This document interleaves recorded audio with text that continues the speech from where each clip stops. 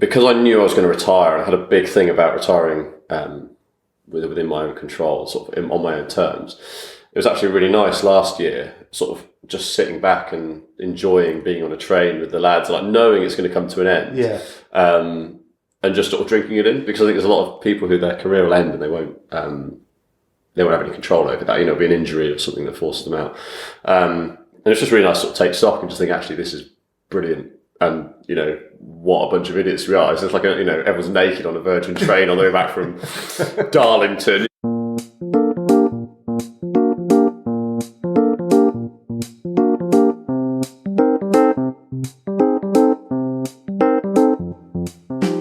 Hello, amateurs. Welcome to episode 16 of the Amateur Rugby Podcast, the reserve hooker of rugby podcast episodes. Here to help soothe your Sunday morning hangover with some discerning rugby chat about the grassroots of the game. I'm the host Tim, and today I'm in Dubai. The Nomad cruise that delivered me here was a hell of a ride, but 17 days of all-inclusive alcohol has left me a broken man. What a great episode last week with Colm Hannon. I had this feedback from Simon Elkinson. Cracking podcast again. As good as I hoped it would be. P.S. It was definitely the Scrum Half's fault.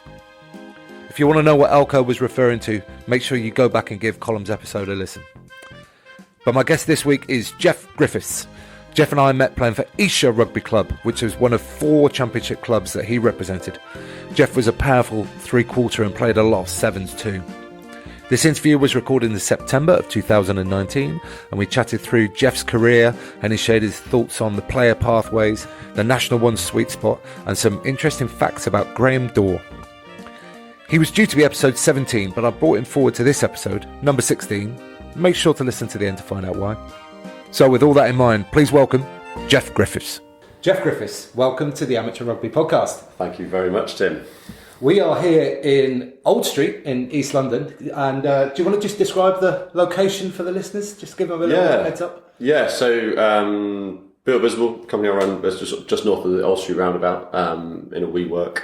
Got a fantastic space, lovely area, lovely part of the world. Like I said to you before, there's lots of people sitting in cafes on MacBooks, not wearing any socks, big beards, hipsters everywhere. But pretty buzzing place. Yeah, I think I'd fit in fairly well around here, to be honest. And you are freshly retired from the game of rugby. Last season was your last after, God knows how many years, Geoff. How many was it? I think it was 15. 15. Not that I played that much rugby in that time. But freshly retired. Thoroughly enjoying it, actually. Yeah. I'm not really missing it yet. Not really. But a lot of what I've had has been pre-season, so no one misses that, do they? I don't know. This comes up every now and again. You don't. I actually quite enjoy pre-season. Yeah, it's just that getting back with the lads again and, really working and striving to achieve something. And I like being in really good nick. So that kind of like late August when you've got a game, there's like the week before that first friendly game I used to enjoy because you feel in good shape, you actually want to play. Yeah. But this year what I did is I was actually in Germany for work, and the Blackheath boys were off to Hamburg for a bit of a bonding tour, in very inverted commas. Oh, yeah. So I sort of linked up with those boys and had a little bit of a weekend.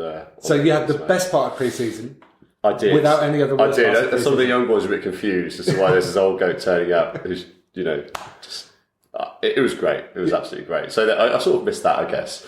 But I popped down to the game yesterday, first game of the season, and had a few beers with the boys afterwards, which was good fun. Who were they playing and what was Chinner, narrow loss, I think it was 17-15. Blackheath played pretty average, to be honest, but a good D, just didn't have the ball. But it was really nice to catch up with them, and what I thought I'd do is get that first non-playing game out of the way, which is quite nice. Had sort of 6 pints and... Yeah. And leave at 7 o'clock rather than have 6 after the game and then have another 10 and then right off my weekend. So it's quite nice. Yeah, retirement brings lots of different things, and that pain on a Sunday morning, which I'm sure a lot of people fully understand, especially at the start of pre-season when the first games of the pre-season games, when you're not quite match ready, not quite, toughed up and all that kind of stuff. Yeah, and obviously I carry a few injuries from my time, so they're all sort of they're not settling down, which is the worry. So I'm quite sore a lot of the time, and I think it's because I'm not getting hit, So I'm trying to work out what I need to do next. That's the thing. What's the physical challenge? I need someone to beat me up a bit, I think. Right. Any ideas? No? Maybe like something like boxing, something like that, straighten my nose back out, or I don't know, perhaps boxing. Okay. There's something in that, I think. You're getting good nick, learn how to look after yourself, good discipline, good training.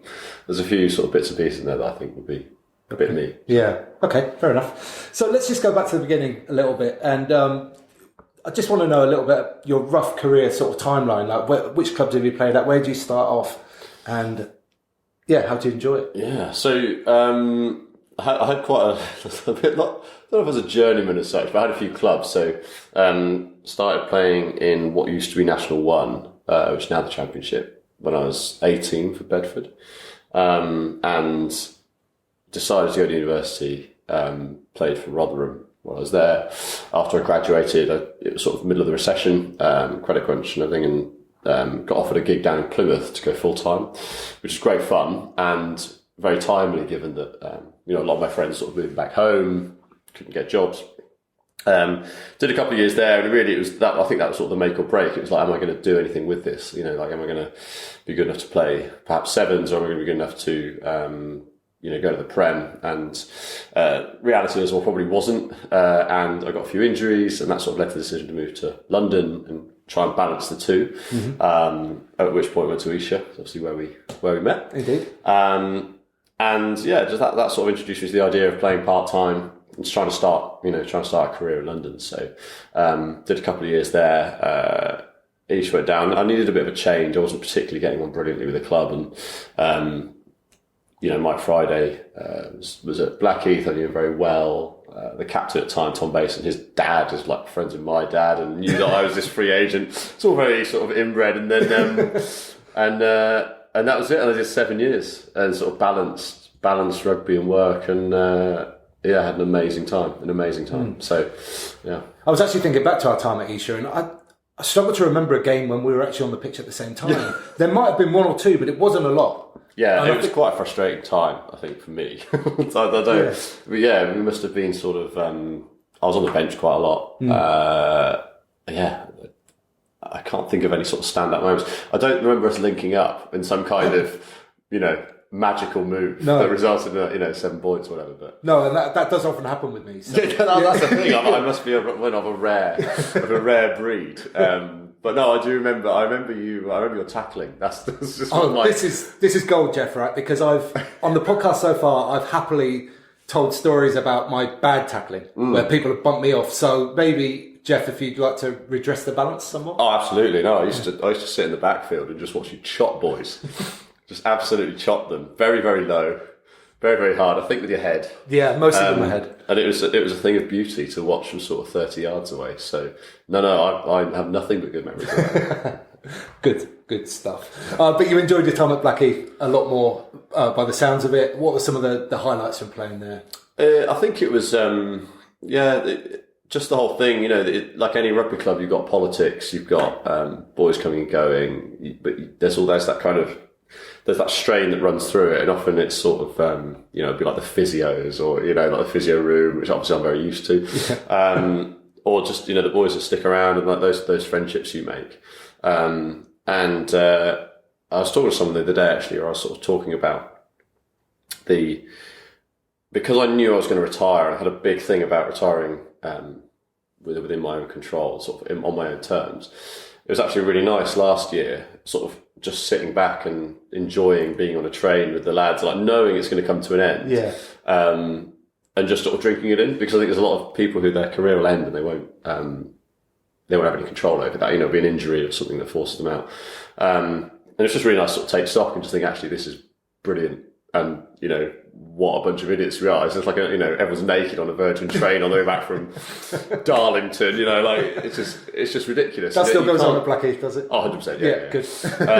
But you can't explain that to someone who's not in the game, which is like really, it's just nice to sort of sit back and take stock, I think. Yeah, that must have been amazing, actually. Like I say, to do it on your own terms and then have the time to really appreciate those last few months, or maybe the whole season if it was. And that's the thing, is like you don't know that at the time, and it's very difficult to step back because you can get caught up in, depending on how much you care about it or how much it, it's easy to get frustrated and annoyed with the game, isn't it? Because you can get things that put you back, like injuries, you can get selection issues, all the politics, all the all the training, it's a big old commitment. Whereas actually there's so many positives that you can easily lose sight of. So it's really nice to sort of understand that there's a finite window coming up, and I can sort of just sit there, and I just very, very distinctly remember being on this Virgin train, just looking around, just being like, what a bunch of idiots. And I was just like, I'm going to miss this, but I'm really glad that I know that I'm going to miss it now and I can enjoy it. Yeah.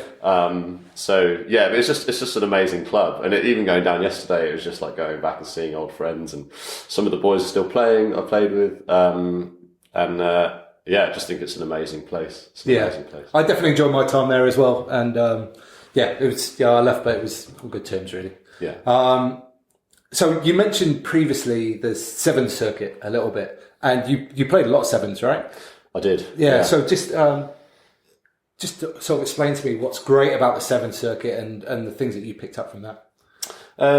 It was just thing that sort of found me, I guess. I think everyone has like a romantic idea of Sevens, and it's sort of like a lot of jouet, throw the ball around, but the reality is it's just bloody hard work. Like that's the thing. I think that's what I quite liked about it. So I was really, really lucky in terms of I managed to sort of get in with Samurai, who are just incredible organisation, like Terry Sands and Mark Dean, and it's just an amazing rugby club to be a part of. And back in the day, there's sort of a fair amount of cash knock about. So you go and do these amazing trips, or go and just get completely looked after. And it was just an amazing thing for like a young kid to go and do, and it really sparked an interest in that game. It sort of played into my hands, I guess, as a player. So I was sort of big, fast. I could sort of stodge up the middle of the pitch, Sevens pitch. It's just great fun, and you just work incredibly hard. The beers afterwards are amazing, and the nice thing about being a Samurai is we won a lot of stuff. So sort of winning Amsterdam, the UK series, all those kind of things, just amazing memories. And it's like on a sort of captain them, and all this kind of stuff just gave me a huge amount. And I think ultimately from a rugby North standpoint, like probably made me a lot better player. Right. Just the fundamentals. Like working with Geezer, like Mike Friday. It's just the best coach I've ever had. Him running a Sevens team, it's just like you just know you're going to win the tournament. It's just there's this weird thing, and he taught me a huge amount, which is why it's great fun to go and link back up with Blackheath. But just love the game, love watching it now. Just look at the boys still playing it. I'm like, why are you doing that? What about travel as well? Because obviously, these tournaments are all over the world. What were some of the best tournaments you went to on the circuit? Well, the issue was I couldn't actually go to many really far away because they would be in the season. So I wanted to always do Hong Kong. So I never done Hong Kong, never did to Dubai. Never just sort of like the Safari Sevens, like Darwin. I haven't done any of these because we'd always be, I'd either be contracted when I was full time and they wouldn't release you, or later on in my career, my part time work is your priority. So I've never actually done any of them. So sort of I've done things like Amsterdam, like I say, that went. I think like. Maybe did 8 on the bounce. I was just like, that was too much. That was 5 too many. Way too many. So I've had to sort of ban myself from going there. So I guess there's like an opportunity now because I'm still sort of a little bit involved with Samurai. I don't know where that's going to go.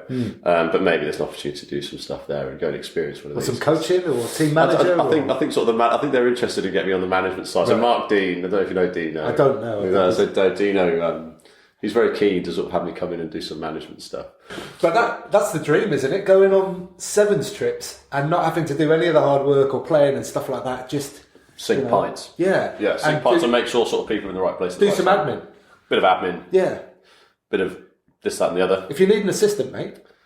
Exactly. I travel a lot. I'll be able to meet up. Yeah. Well, we can make this work. It's absolutely fine. So we will see. Cool.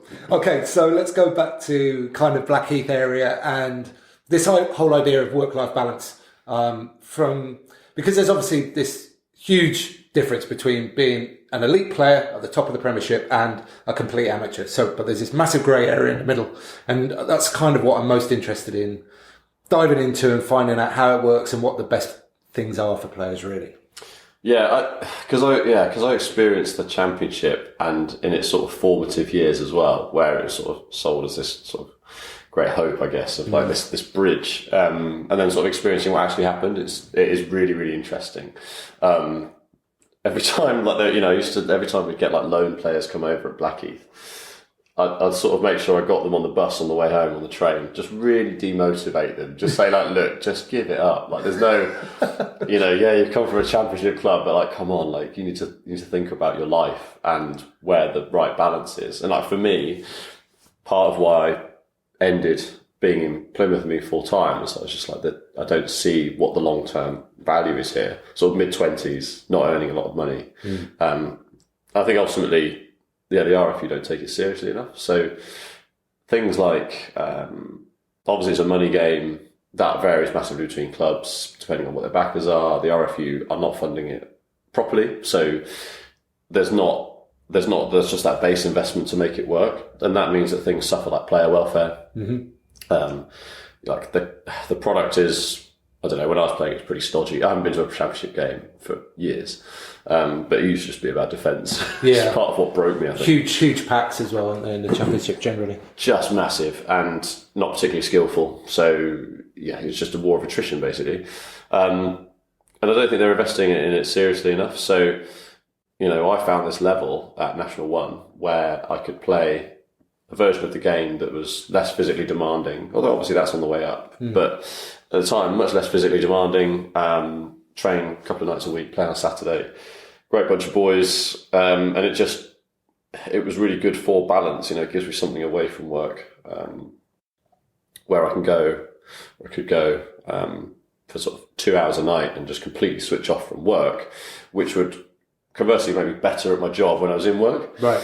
Because I had that release and it's not all consuming. So for me, that like National 1 is like the sweet spot. Like it really is. Like if you're not going to make it, just go play National 1 rugby. That's like I just tell these kids the whole time. Because otherwise they're just going to be chasing this thing, and then they're not going to make it, and they need to realise and think about things a bit more holistically. And rugby's amazing. You've got all these, you can just the network is incredible. Just the people you meet, like Colin Hannon. So he got me my first job in London. Right. So without him, none of this would. I'd be on the way to something. But it would be, I'd be behind where I am now because he just came in and was like, hey, I know these people, go and work for them. Didn't really get on with them, but that doesn't matter. It was a stepping stone, wasn't it? It was like, well, it's a way in. It's the foot in the door.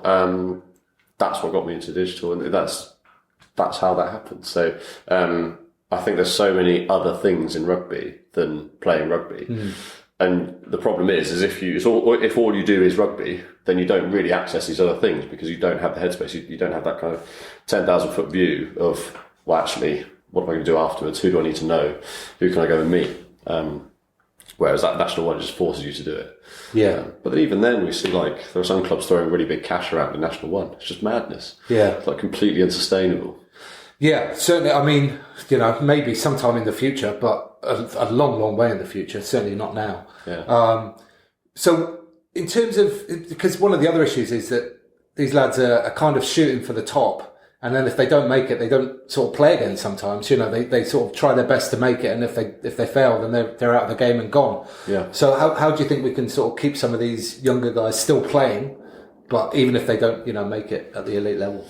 I think that's the thing, is like, where's the only way that kind of works is governance and process at a sort of an organisational level of the RFU. Mm-hmm. So I think at the moment, solving that problem for me is quite indicative of a lot of issues in rugby, in terms of it hasn't necessarily been thought about and mapped through and put in place as a process with clear direction by the RFU from the top level. So, for example, why does the Championship exist? We don't really know. There's not really an answer to that. Whereas if there's a mandate to say, okay, well, in the academy system, when people drop out, what then happens is this routinely, and you have National 1 clubs affiliated with those Prem academies, or whatever that looks like. At the moment, it's all very ad hoc, so it's just based on someone spotting opportunity. Whereas if there's governance at the high level, say, okay, that's how that works as a system and a process, then the pathways are mapped out, not just for the way up, but there's a sort of a pathway almost out of the game as well. And that's what I would look at, if I was in charge, which I'm not. So, that's probably meaningless. But that's the thing, is I think everything in that weird grey area is everything is very, very ad hoc, and it's very, very on a case-by-case basis, which is really damaging, because you have some guys that will just go to a club and love it, and they get everything they need and want.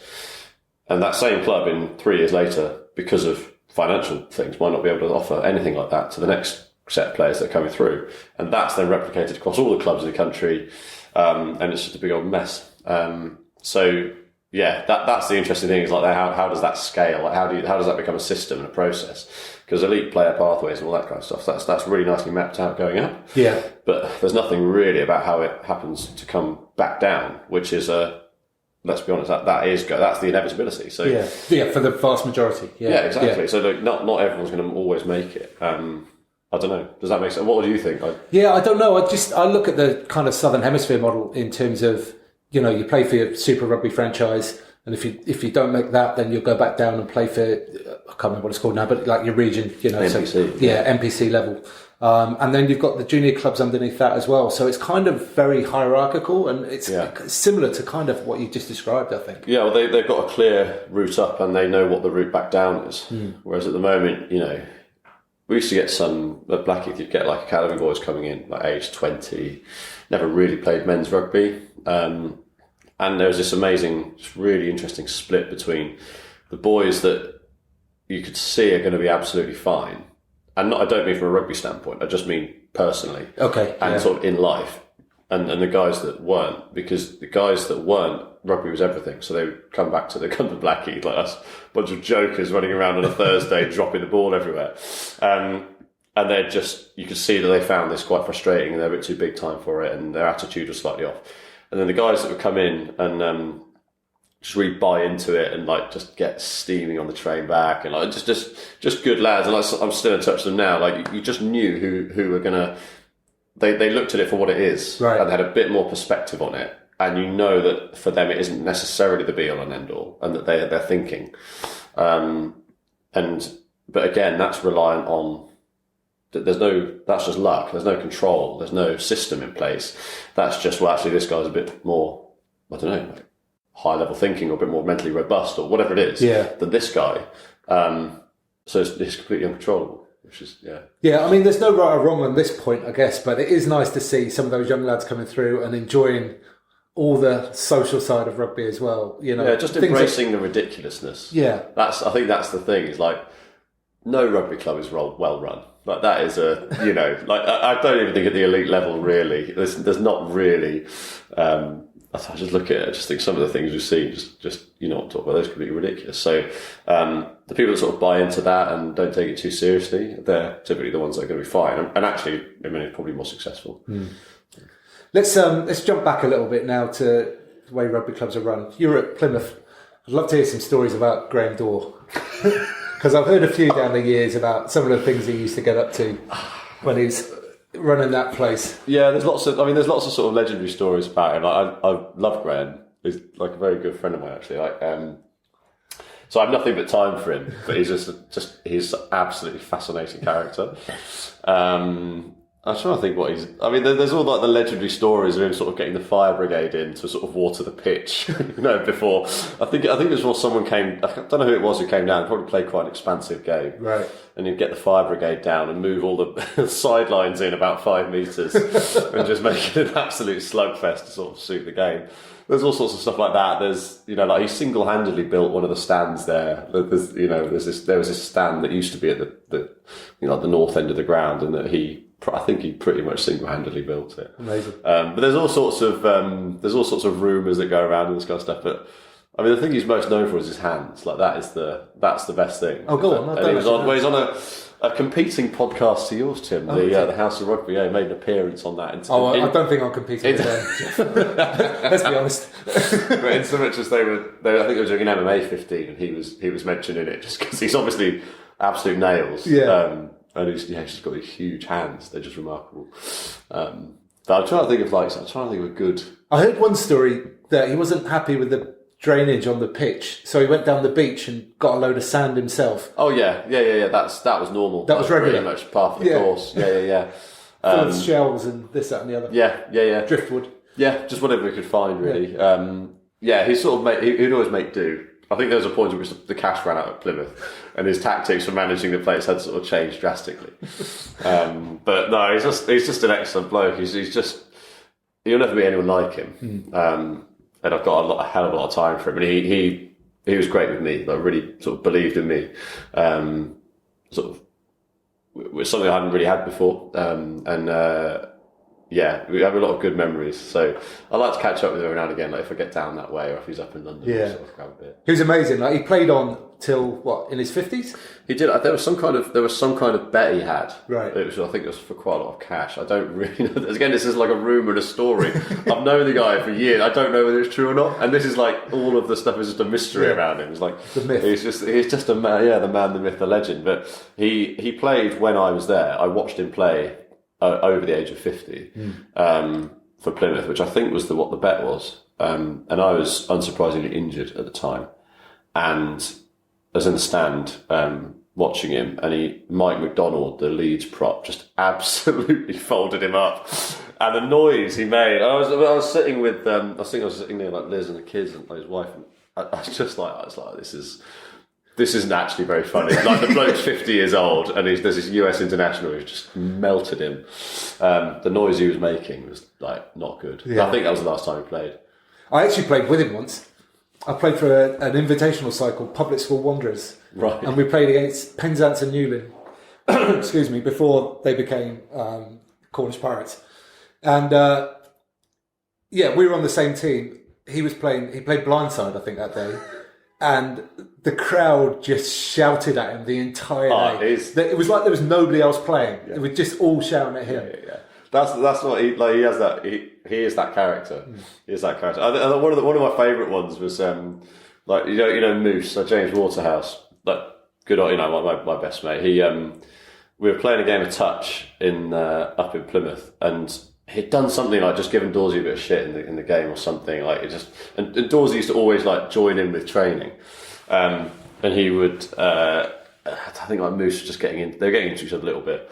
And Moose just sort of later on in the session sort of let a pass go, like expose his ribs a bit. Dawsey just came in, like, absolutely melted it. And Moose was like, on the floor for about 10 minutes, just like literally could not breathe. And it's like, this guy's 50, and he just absolutely loves it. But yeah, he just do things like that all the time. And he was a very suspicious man. Like I remember him. I think we were doing like a big fitness session, and he'd often join in. We'd be like, why? And there's one time when he wasn't. We'd be like, why aren't you joining in, Dawsey? And he was like, I do all my training in the dark. We were like, okay, you train in the dark. Why? He's like, satellites might be watching. And it's just like, the man, like, and like, you don't know whether he's serious or not. That's the thing. Is like, he could be serious, or he could just be like playing with you. Yeah. But he used to be very suspicious of things. Very, very sort of any unmarked van in the car park. Cornish Pirates. But yeah, what a man. It's a very good impression, that, mate. I've been practicing a lot. Yeah. I'm doing it for about 10 years now. Yeah, there's like a group of us that just, often we would just talk in Dawsey accents. Yeah. I think one of the best things I ever did was started a hashtag on Twitter, which was hashtag Dawsey quotes. And it went round, and it just brought together anyone who's ever played with him. Yeah. And we just had this thing. It's probably archived, you probably find it. There's all these boys, just ridiculous quotes that he used to come out with. And then I think that made him join Twitter, because he heard people talking about him and he didn't like it.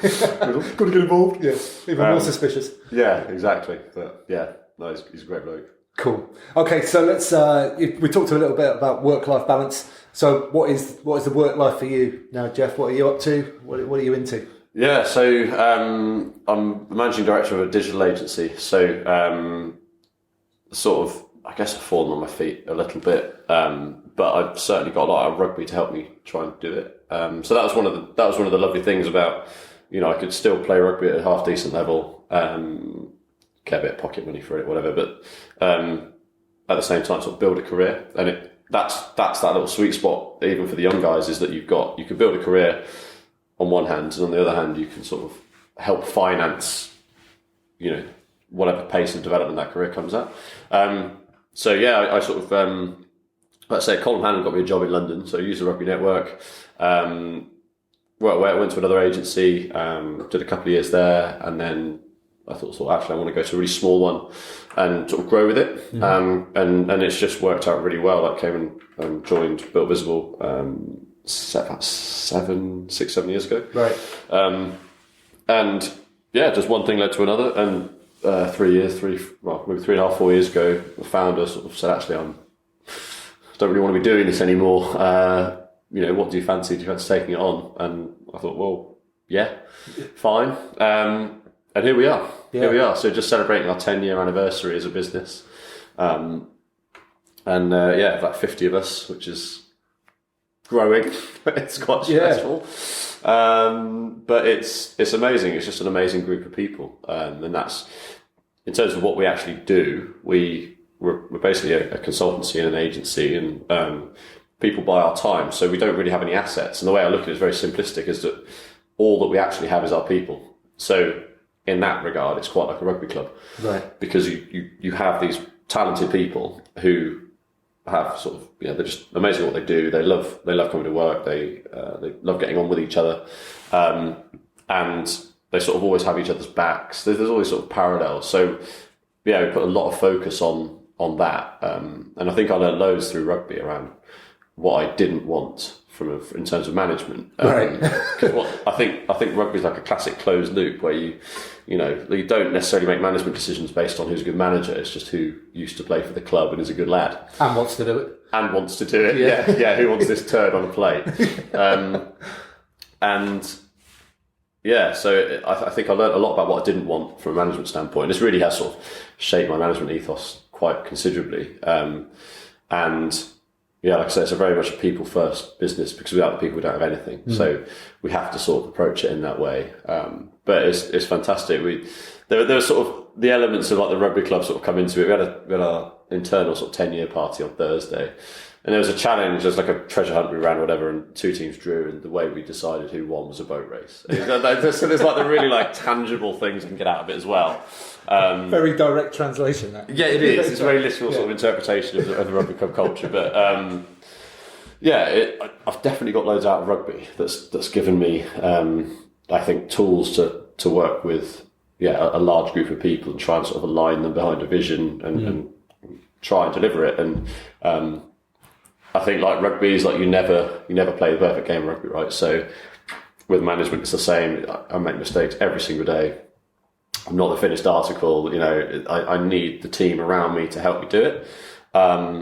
But again, we've got a very clear set of values, a bit like a rugby club. And as long as the guys operate within that, we'll always be moving in the right directions. How did you come about those set of values? It was really interesting. I found I kind of, having been here for a while, I knew there was something really special about this group of people and the business. But it was very intangible. I couldn't write it down. So what I did, I sort of went on a bit of a mission just to actually quantify it and make it tangible. So I sort of went out to the guys, asked them quite existential questions, like what gets you out of bed in the morning? How does Built Visible affect you outside of work? What does it mean to you to work with Built Visible? All these kinds of quite cerebral questions that you have to really think about. Got a heap of feedback, so about 8,000 words from all the guys, and just started distilling them down into core themes and just kept refining it. Sort of came up with this value set. And I very much believe in this idea of like a value-led organisation. So in rugby, there's lots of chat around, processes and all this kind of stuff. It's the same kind of thing here. It's like, if we're all aligned on values, then we'll move in the right direction. If we focus on the processes, then the outcomes will sort of take care of themselves. There's an amazing book by Bill Walsh, the old 49ers coach, called The Score Takes Care of Itself, which is sort of my management Bible. I've read it myself. Yeah, it's very good. Yeah, I mean, what have you used any of it in your life? I think I read it quite some time ago. So definitely when I was starting my coaching side of things. Yeah. I read it then. You know, everybody recommends it as a beginner coach, really. And it's kind of don't worry about the end. Don't worry about the end. Worry about the little things you do every day. Yeah. And then everything should follow through, and you'll make the best of what you have. Yeah, and I think there's a lot of the thing with running this place is like you have to put all your faith in that. Yeah, that's the thing. So either I'm a fool on my own, or I get a load of people to get behind that idea. So I put a lot of time into that, and like I said, it's not perfect. People have their, it's work. You're going to have little bits of politics here and there. You're going to have successes, failures, but that's the idea of this value-led organisation, is that as long as you sort of keep travelling roughly in the same direction, you'll be fine. So it's good fun. It's good fun. It's something to get my teeth into. It's not. I need to try to avoid it being all-encompassing, but it's like a big old project for me. It means a lot to me. Like, I love the guys. They're just incredible people. It's great fun. What's on the horizon for Built Visible? What's next? I get hauled into pitches and all that when I'm selling dreams. Actually, don't ever forget that, Geoff. I won't. Selling dreams, distributing nightmares. So when I get wheeled into pitches, I have to sort of sit there and justify what I do. It's obviously quite difficult to explain. So the way I describe it to people is that I'm trying to grow Built Visible without breaking everything that's good about it. So that's sort of what's on the horizon. Is we keep growing. We try and help more people. We try and give more and more people an amazing employment experience. And we very much like me standing on a Virgin train all the way up in Darlington, just to really enjoy the process of it, because at some point, yes, we might want to sell the business or get acquired or start acquiring other people or take investment and really scale it. There's lots of options on the table, but we don't really know what the outcome is yet. And a lot of my job is to work out that plan and get everyone behind that. But at the same time, this is where people spend most of their time. So we may as well enjoy it. Anything could happen as an outcome, right? So let's just enjoy the process. At the moment, trying to work out what we want to do with it. It would be nice to keep growing. Maybe there's a critical size that we can't grow past. I don't know. That is very much my job. I need to I'm now panicking. I need to work this out in the next 3 months. This is, it's pretty much the one thing I have to do at the moment. So. There's a good reverse lesson there, almost back into rugby, right? Because you look at the teams that are enjoying themselves the most, and, Saracens have been very happy to share that with people about how much they enjoy everything they do. And, success has come from it. And you see a lot of other teams now, very publicly saying all the fun things that they're doing with the people, so there's definitely something in that. Oh, it's 100%. Yeah. It's the... you look at those teams, and the ones that are closer together they're the ones that will work harder for each other. We've all been in teams when there's some guy who's not pulling his weight, and what I love about rugby is that gets flushed out so quickly. So if you're not aligned, you get flushed out. And with the business now, we're in this position where we don't really have anybody, and there's been a few that've had to sort of flush out, but they really stick out. So if you can get that culture where everyone loves going out, and it's very, very obvious who is and who's on board and who isn't, and that's who's toxic. But I love it that more and more clubs are coming out and being like, we're going on the piss for a week. Because I think rugby's in danger of going way too far the other way, of like super professional, like losing sight of what it's all about. It's like that kind of that national one, like they're just like junior rugby, like. That is what it is all about. So, the teams that can get that perfect and win, I think it's a fluke, like the Saracens, for example. Like you see how hard they work. Like, it's crazy. Yeah, and Quins have just been over to Ibiza for 3 days with nothing rugby related. Yeah, no coaches, no management. Loved it. Absolutely loved it. Yeah, I think it's really important. I've talked to a few people about running the business, and they're saying, you can't have like a boozing culture or whatever, and it's like, for me, it's more like it's just about enjoying spending time together, like in whatever capacity. Sometimes that will inevitably result in boat races or whatever, fine. But I think it's whatever facilitates that kind of that bonding is like really, really important, because with us, like, we're an independent business, so we don't have anybody propping us up. We don't have any, it's do or die every day. So things are going to go well. And that's very, very easy at that point to enjoy each other's company. But when things are going badly, it's like we've all been there on a rugby pitch where everyone's having a howler, and then you somehow get through and you win. And it's like they're the most satisfying ones. Like all of those are the most satisfying. And this year the business has been quite tough, but it's that long-term vision of no, we're doing things in the right way with the right values, etc. is what sort of keeps it all going, really. So, good stuff. Yeah. Okay, mate, that all sounds great. And before we move on to the rugger law ball question, when I was doing my research, I found something about odd numbers. What, you hate odd numbers? Yeah, I think it's just like a bit of an OCD thing. Right. I think it's a bit of an OCD thing. I despise odd numbers. So it was awkward because I'd be playing for Blackheath and I'd be on the wing. And I was a left winger, but I hated wearing the 11. So I'd like wear the 14. Fullback was always tricky for me. Playing 13 was tricky for me. I think were you just like conscious of it the whole time? Or? I just don't like odd numbers. Yeah. I don't like odd numbers. I don't know whether it's like OCD or whether I'm just... I think that's definitely an OCD thing, isn't it? It's just preference, isn't it? It's all right. I guess it could be. It's all right. A bit of mind games. Yeah. But no, it chilled me out having an even number on my back. So, and I always like to play the game pretty chilled out. So that was helpful for me. Yeah. The other thing I wanted to bring up as well, when I ask everybody, all my guests I've asked to provide a photo for like the promotion of the podcast and stuff like that. Geoff here sent me through a photo of him diving for a try. Not only was he diving for a try, it was against me when I was playing on the same pitch. I think I was just exiting a line out stage right, and all I could see is the back of Geoff's shirt flashing through our midfield. Wearing number 15, I think, that day as well, mate. I think it was. And then untouched, diving to gain the lead when I was playing for Ealing. And then we threw it away. And you were top of the league. And I remember it really, really well. One of the most amazing things about playing for Blackheath, actually, is that we had this... saw yesterday at the game, Helen Watson, the photographer. She's like, what a lovely woman. She was there the entire time, and I've just got this photographic record of my my career at Blackheath, just documented beautifully. She's a brilliant photographer. Just an incredible photographer, which, I mean, that's just like, again, it's like complete luck of the draw, but like, what an amazing thing to have. When I played my last game, my mum and my sister are very crafty. They came down to watch, and they made me a montage of my career, like just all these like Helen's photos. They're just ridiculous. So that is like one of my favourite moments on a rugby pitch. I think is scoring that, because I thought I'd won the game. Yeah, I was absolutely convinced we'd won the game, and it was like a crunch, and it was like you guys were top of the league. Was it the season you went up, wasn't it? It was, yeah. And then we gave a penalty away about 40 yards out off the kickoff. It's further than that. It was pretty much halfway. Was it? Yeah, pretty much. And who was it? It was a Hodge. It was Rory Teague gave the penalty. He gave the penalty away, yeah. And Tom Wheatcroft. Oh, Wheatcroft, that was Wheato kicked it. Just absolutely boshed it through the post. Last kick of the game. Yeah. We won three or four games that year with the last play.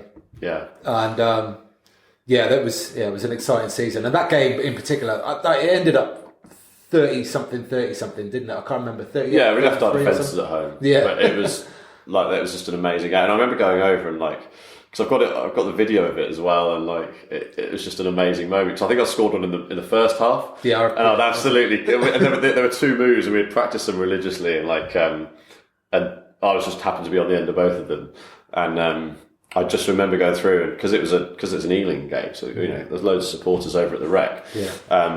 And so it was like a good old bumper crowd, back in the Rectory field, like an amazing pitch. At the clubhouse end as well. Clubhouse end, which was the way we always play in the second half. Like I was going through, and the crowd were just going absolutely nuts, and I was like, "Oh, I'm gonna put in a stupid big old dive here." And normally I wind myself when I do that, but I hadn't done this time, so it was alright. But yeah, I just thought I'd bring it up. Yeah, it's fine. It's fine. Okay. I'll include that absolutely shamelessly. I don't care. Yeah. It's an amazing photo. Yeah, it is a great photo. It's a great photo. Now, I don't think anybody really knows what the laws of the game are. Not completely, not thoroughly by any means. But that's no reason not to try and improve and learn wherever we can. So, like, how do you rate your law knowledge, Geoff? Pretty bad. Pretty bad? Yeah, I'd say sort of 3 out of 10.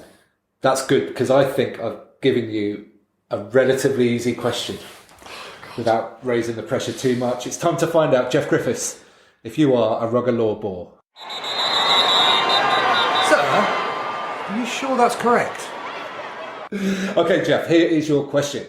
A kickoff has gone directly into in goal without touching another player and has been immediately touched down by the defending team. Is it A 22-metre dropout? Is it B, a scrum on halfway? Or is it C, option of kick again or scrum on halfway? Hasn't gone out. It's not gone out, it's in the in-goal area. 22. Geoff, that's incorrect. No. I'm not a referee. Why would it be right? What is it? Scrum back? It's scrum back. Actually, it's an option. You can take the 22 if you want. Sorry, it's an option of they can kick again or scrum back. And which that option's never taken, is it? You never say take the kick off again. This is why everybody always takes a scrum. This is why I very rarely question the referee's decisions, because I don't really know what's going on. Yeah. I don't really know. Like, I used to stand at the back and just run around and shout at people. This is an example of that. It's so funny, right? Because so few people have got their question right. Almost nobody. I think it's like 2 or 3 out of 50. Are you asking the same question? No, different questions each time. And some of them have been quite difficult, but some of them I think have been straightforward. I was not backing myself to get that correct. No, you weren't, were you? No. Not sure at all. Yeah, so it's because it's from a kick-off, it's slightly different. So yeah, it's kick again, so the team can kick off again, or a scrum at halfway to you. I am actually a qualified referee, so that's a worry. I mean, it was like 12 years ago. Oh, that's okay. But yeah, I don't think I'm taking it up. But unfortunately, Geoff, that means that you're not a rugger law ball. I'm fine with that. You know, most people have this. Totally fine with it. Yeah, weird, isn't it? No, nobody really cares. Yeah. Okay, on to some quick-fire questions about stash. What is your favourite bit of stash that you've ever received? It's very boring. All of the stash-related questions are going to result in the answer of samurai. Of course they are. Just by crushing loyalty to Terry Sands and his stash empire. So, like, Blackheath Samurai Gym Shorts, season 2017. Large. That's what they are. Unbelievable. Why? What's so good about them? Just an excellent fit on the quads. Right. Which is something I've struggled with in my time. It was just the right amount of grip. You know, grip on the VMO, yet the freedom to move. Did you write their sales copy? What's going on? I should be. Yeah, I should be. I'll be expecting some kind of commission for this. Okay then, moving on. What is what is your favourite kit of all time? So this can be any team, any era. You don't have to have played for them. Any team kit. That is a great question. I don't know. I think my. Can I get to an era? Yeah, you can answer the question however you want. Okay. So I've got very fond memories of sort of the French in the 90s. Right. Big cotton jerseys, that blue with the white collar, the sort of the red and the white stripes on the arms. I don't know when that would have been. Maybe like 93, 94, something like that. Yeah, right. Maybe the World Cup 95. But that kind of it. I know. I've got an image in my mind. Massive baggy shirts where everyone just looks terrible, flowing in the wind with their hair. Yeah, I think that'd be if we could bring that back. Yeah. So it's like any kind of rain. It's like everyone puts on 4 kilos, like that kind of kit. Nice. Okay, we'll go with that. Next question: is there any current stash crush? So it's like a kit that's just been released, maybe for the World Cup or the new Premiership season, or alternatively, if there's one that you think is horrific and it should be banished to the bin. I thought on Friday actually the England away kit for this World Cup's pretty tasty, and I don't know whether it was because they all looked sort of in really good nick and tanned, and sort of they just looked great. I thought that looked really good, so I'd say that the current England away kit is quite nice. Oh, I didn't like it. Did you not? I didn't like it. I thought it looked a little bit like pyjamas. I think that's why I liked it. Oh, really? Just comfy. I'm tired, aren't I? Yeah. Sure. Fair enough. Okay, mate. Well, that's the end. We're going to wrap this up now. So, is there anything else you wanted to say? Tell the people? I've got nothing to say. Nothing to say to the people. Yeah. No, I don't think so. Okay, mate. Well, listen, if people want to get hold of you and, find out a little bit about what you're doing here, or maybe some advice on this work-life balance that you've been talking about, how might people be able to get hold of you? Yeah, very easy. Email's probably the best way. So that's Geoff, which is GEOFF at builtvisible.com, or you can go to builtvisible.com and find details there. Or just hook me up on LinkedIn. I'm terrible at Twitter, terrible at Facebook. My Instagram's very narcissistic. So I reckon just Find me on LinkedIn. Really willing to help people with sort of the like transitioning out of rugby, that kind of work-life balance stuff, and sort of, I don't know, anything else that anyone thinks might be useful for, which isn't a lot, but. Well, that is brilliant, mate. Thank you so much for coming on the pod. It's been brilliant to catch up, and I appreciate it. No worries. Thank you very much for having me. It's been good fun. And should say I will link all of Geoff's details up in the show notes below for you, including his Instagram feed, which I'm going to go and check out straight away. Cheers. Thanks very much again to Geoff. It was really great to catch up with him. It's also worth noting that Geoff's opinions on tackle technique are some of the most respected in our game. If you've enjoyed this podcast, you could rate, review and subscribe. But what I'd really like is if you mention it to someone in person the next time you're down your local rugby club. I'll be back with you next week when my guest will be... Well, there won't actually be a guest next week. It'll be a special episode where I'll be making a few announcements and wishing you all a Merry Christmas. I'm now off to curl up in a ball and try to recover from the Nomad cruise. So until then, get out and play.